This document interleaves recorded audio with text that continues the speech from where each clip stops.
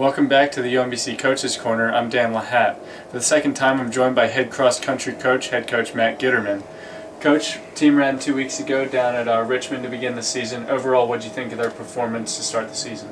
It was good. We trained through the meet, so we weren't really putting a lot of emphasis on it. We found out that the kids that we thought were going to be good are going to be good, and we found a couple of surprises on the back end in terms of our depth and other runners. Okay, so who exactly has maybe surprised you and maybe didn't expect to be a big factor this year that kind of came in? In terms of on the men's side, in terms of returners, Jake Albino kind of outperformed what I thought he was going to do right off the bat. In terms of freshmen, we had a couple walk-ons who, Radatu Simone and Austin Hazlett, who both PR'd by a large margin, both more than 40 seconds for over the same distance, so that was big. On the women's side, Sarah Daly exceeded my expectations, being our #1 runner. And then Angel Bucci almost ran her fastest time for a 2-mile, including the track as well. So going into this weekend's meet down at Navy Invitational and Salty Dog Invitational, you expecting those same kind of runners to keep that progress going, or what's this meet going to mean for your team?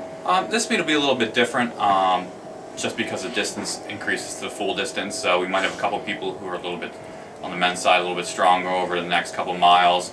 And same thing on the women's side, it's almost double the distance as last time, so you might see the women group up a little bit more.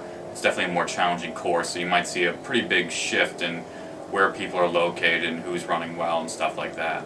So you hinted at maybe a different type of race.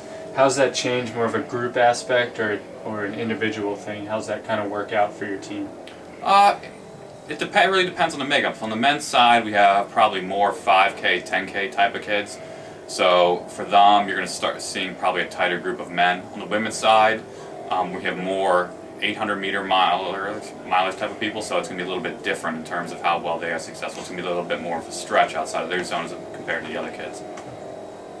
Thank you for joining us for the second edition of the Coach's Corner with head coach Matt Gittermann.